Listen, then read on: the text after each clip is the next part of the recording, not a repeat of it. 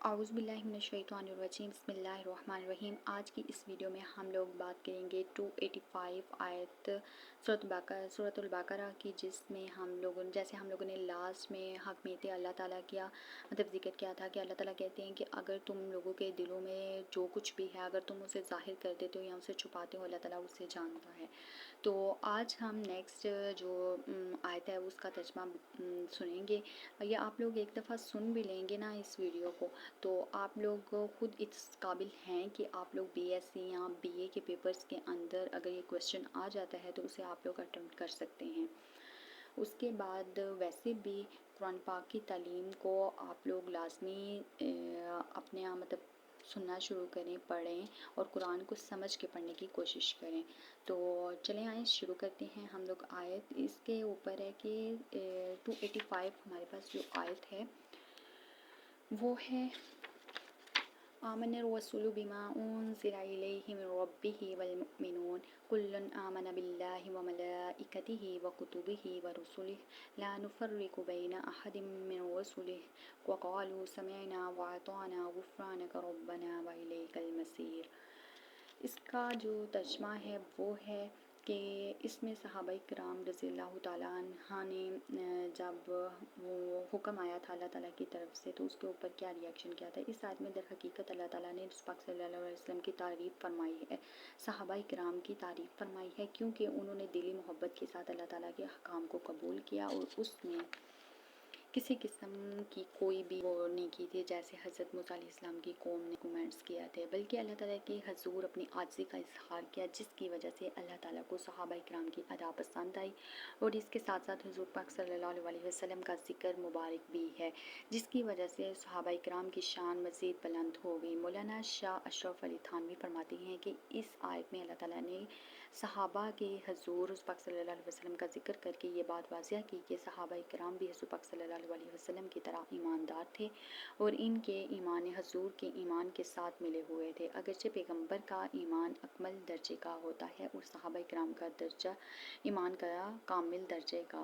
مگر دونوں طرح کے ایمانوں کو باہم ملانے سے صحابہ کرام کے درجات کی بلندی کی نشاندہی ہوتی ہے۔ صحابہ کرام اس آیت گزاری پر اللہ تعالیٰ نے ارشاد فرمایا آمن الرسول بما انزل الیہ من ربہ والمؤمنون،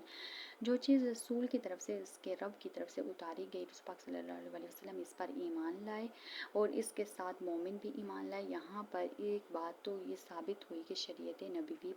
نبی پر نازل ہونے والی کسی غیر نبی پر نہیں، اور دوسرا یہ کہ صحابہ بھی اس چیز پر ایمان لائے جس پر پیغمبر ایمان لایا ہے، تو یہ صحابہ کرام کی مدح ہے اور اس کی حوصلہ افزائی ٹھہری اور یہ کیفیت اس وقت پیدا ہوئی جبکہ پاک صلی اللہ علیہ وسلم نے کمال کی عاجزی اور انکساری کے ساتھ اللہ کے حکم کو قبول کیا اور اپنی لغزشوں کی معافی طلب کی۔ آگے تصدیق بالقلب، یہ ہیڈنگ ہے، اس کے آگے آپ لوگ لکھ سکتے ہیں۔ اور اگر ایمان کے ارکان کا بیان ہے کل آمن باللہ، سب کے سب صحابہ کرام اللہ تعالیٰ پر ایمان لائے۔ بنیادی طور پر ایمان کے 5 ارکان ہیں جن کی دل سے تصدیق کرنا ضروری ہے ورنہ ایمان مکمل نہیں ہوگا۔ یہ ارکان سب سے پہلے اللہ تعالیٰ پر ایمان لانا ہے، پھر فرشتوں پر، پھر رسولوں پر، پھر کتابوں پر، قیامت کے دن پر ایمان لانا ہے۔ شاہ عبد القادر آمنہ کا ترجمہ مان لیا کرتے ہیں، یعنی دل سے تسلیم کر لیا، گویا دل سے تصدیق کرنے کا نام ایمان ہے، اگرچہ زبان سے اقرار بھی لازم ہے مگر اس کی تکمیل تصدیق قلبی سے ہی ہوتی ہے۔ فرشتوں پر ایمان فرمایا، رسول اور اس کے صحابہ اللہ پر ایمان لائے، وملائکتہ اور اس کے فرشتوں پر بھی ایمان لائے۔ فرشتوں پر ایمان لانا ایمان کا دوسرا رکن ہے۔ سب سے پہلے فرشتوں کے وجود پر ایمان لانا ہوگا، اللہ تعالیٰ کی نافرمانی کبھی نہیں کرتے اور اللہ تعالیٰ انہیں جو حکم کرتا ہے اس کی تعمیل کرتے ہیں۔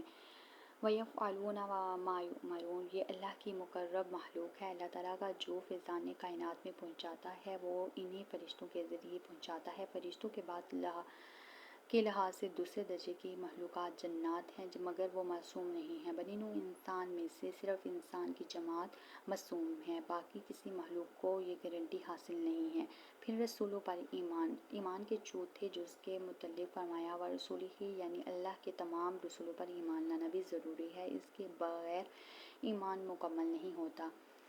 اگر کوئی شخص اللہ کے رسولوں میں سے کسی ایک کا بھی انکار کرے گا تو وہ کافر ہو جائے گا۔ نصارہ کو دیکھ لیں، سابقہ تمام انبیاء کو مانتے ہیں مگر حضور پاک صلی اللہ علیہ وسلم کو تسلیم نہیں کرتے، لہٰذا کافر ٹھہرے۔ تمام رسولوں پر ایمان لانے کی کیفیت اور اللہ تعالیٰ نے اس طرح بیان فرمائی، لا نفرق بین احد من رسلہ، ہم اللہ کے رسول کے درمیان تفریق نہیں کرتے، یعنی ایسا نہیں ہے کہ کسی کو رسول کو مان لیا اور کسی کا انکار کر دیا۔ یہودیوں کا یہی حال ہے، حضرت موسیٰ علیہ السلام پر ایمان ہے مگر حضرت عیسیٰ علیہ السلام کے منکر ہیں، حضور پاک صلی اللہ علیہ وسلم کو بھی نہیں مانتے، لہٰذا یہ کافر ہی ہیں۔ جب تک ہر رسول پر ایمان نہ رکھیں گے ہوا ان کا نام معلوم ہے یا نہیں، اللہ نے جس دور میں جس نبی کو مبعوث فرمایا وہ سب اس کے برگزیدہ بندے تھے، اپنی اپنی قوم کے ہادی اور رہنما تھے۔ ہم سب مطلب ادھر وہ کہہ رہی ہیں کہ ہم ان سب کی تصدیق کرتے ہیں، وما اوتی النبیون من ربہ، جو کچھ بھی اللہ نے اپنے نبیوں کو دیا ہے سب برحق ہے اور جو ہمارا ان پر ایمان ہے، لا نفرق کا یہی معنی ہے۔ آگے بخشش کی طرف، وقالوا سمعنا، ان سب سے کہا ہم نے سن لیا، اللہ تعالیٰ نے جو کچھ نازل فرمائے ہیں وہ ہم تک پہنچ گیا، وَأَطَعْنَا، اور ہم نے اس کی دل و جان سے فرما برداری کرتے ہیں، اطاعت کرتے ہیں، کسی چیز کا انکار نہیں کرتے۔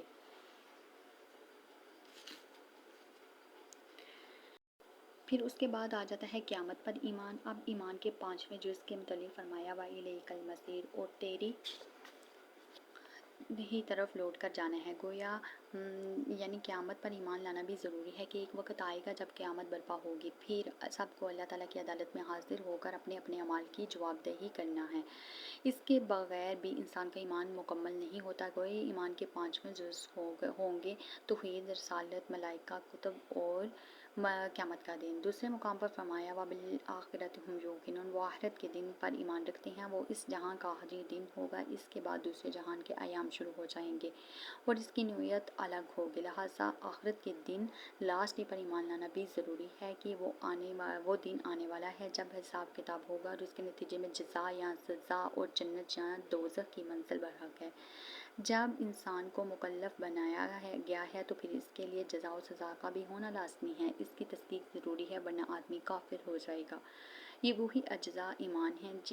جن کے متعلق سورت کی ابتدا میں ارشاد کیا گیا ہے، یؤمن بالملائکۃ بالغیب، یعنی متقین جو ایمان والے لوگ ہیں وہ بن دیکھی ایمان رکھتے ہیں، یعنی اس پر اس چیز کی تشریح ہے کہ وہ کون کون سے امور ہیں جن پر ایمان لانا ضروری ہے۔ تو یہاں پر واضح کر دیا کہ اللہ تعالیٰ کی ذات، اس کے صفات، ملائکہ، کتابیں، رسول اور روز قیامت، ان سب پر ایمان لانا ضروری ہے، حالانکہ نہ ملائکہ کو دیکھا، نہ رسولوں کو اور نہ قیامت کو دیکھا، مگر ان پر ایمان لانا ضروری ہے، یہی ایمان بالغیب ہے۔ انشاءاللہ ہم لوگ نیکسٹ ویڈیو میں ملتے ہیں، وہاں پہ ہم لوگ سورۃ البقرہ کی آیت نمبر 286 کی بات کریں گے، جس میں بات کی گئی ہے بول اور خطا کی۔ جب حضرت آدم علیہ السلام سے خطا ہو گئی تھی تو اللہ تعالیٰ نے کیسے درگزر فرمایا تھا۔ تو چلیں ہم نیکسٹ ویڈیو پہ دیکھتے ہیں۔